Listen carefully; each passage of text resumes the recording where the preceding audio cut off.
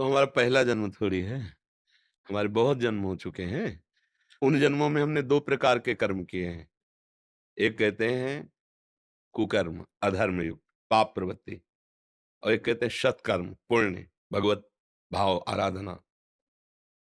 दोनों प्रकार के कर्मों का परिणाम अलग-अलग होता है। दुःख, विपत्ति, संकट, नर्क, शरीर में भयानक रोग, दंड, ये पाप कर्म, कुप्रवृत्ति, अधर्माचरण से होता है। यश, कीर्ति, स्वस्थ शरीर, अनुकूल व्यवस्था, जो चाहो वो हो जाए, ऐसी पुण्य भावना, तो वो जो आपका सत्कर्म बना है, उसका फल है। अब ढेर सारे सत्कर्म जमा है और ढेर सारे दुष्कर्म जमा है हमारे गोदाम में। कर्म जिसे संचित कर्म कहते हैं शास्त्रीय भाषा में, उससे निकाला गया और दोनों कर्म को मिश्रित करके इसकी रचना कर दी गई और उन्हीं कर्म के अनुसार उसको उसी जगह पैदा किया गया, जैसा कर्म का हिसाब। मान लो निकृष्ट कर्म पापाचरण अधिक है, थोड़े पुण्य है, तो मनुष्य तो बना दिया गया, लेकिन ऐसा बना दिया गया घृणित स्वभाव, गंदी आदत, बहुत नीच कर्मों में रत, ना कहीं सत्संग है, ना कहीं स्वाध्याय है, ना ब्रह्मचर्य है, ना साधना है, बस वो खाओ पियो लूटो मारो हिंसा व्यभिचार, ऐसा वो भी तो मनुष्य है। और एक है संयम से चलता है, नियम से चलता है, ऐसे आचरण करता है कि समाज को सुख मिलता है, माता पिता को सुख मिलता है, हमारे देश की पूरी सेवा की भावना, कई तरह के ये 2 कर्मों से उसको वहां जन्म दिया जाता है, जैसे उसके कर्म के अनुसार वैसे उसका स्वभाव बनता है।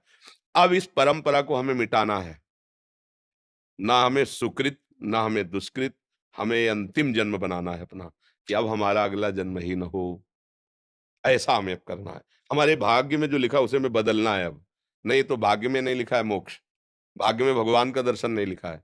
बस शुभ अशुभ कर्म, दुःख सुख की प्राप्ति और फिर नए शुभ अशुभ कर्म, फिर नया जन्म। ऐसा ही होता आ रहा है बहुत काल से।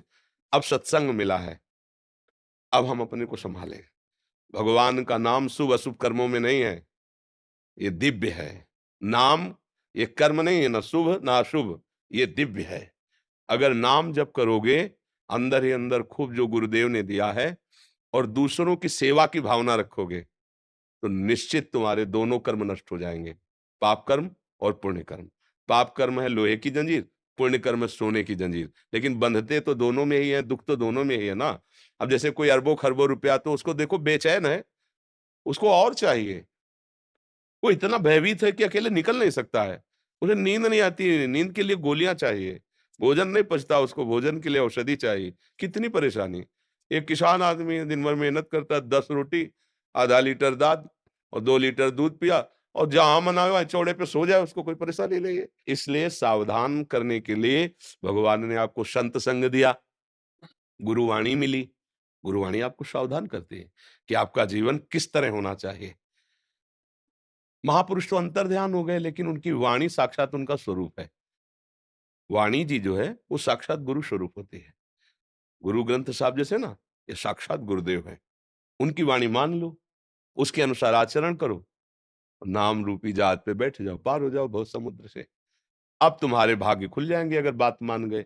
नहीं मान गए तो फिर शुभ और अशुभ कर्म तुम्हें भोगने ही पड़ेंगे। अवश्य में भोक्तव्यम कृतं कर्म शुभाशुभम। फिर नया जन्म होगा, फिर नई दुकान मकान, फिर मरो, फिर नया जन्म, फिर यही प्रपंच चल रहा है बहुत समय से। पुनरपि जननम, पुनरपि मरणम, पुनरपि जननी जठरे शयनम, बार-बार वही। अगर विचार सही कर लो, तो ये बंद हो जाए आवागमन और हम अपने गुरु प्रताप से भगवान के दिव्य धाम में चले जाएं, जहां न जन्मना है, न मरना है, न दुख है, न सुख है, परमानंद है, प्रसन्नता ही प्रसन्नता, सुख ही सुख है। जी।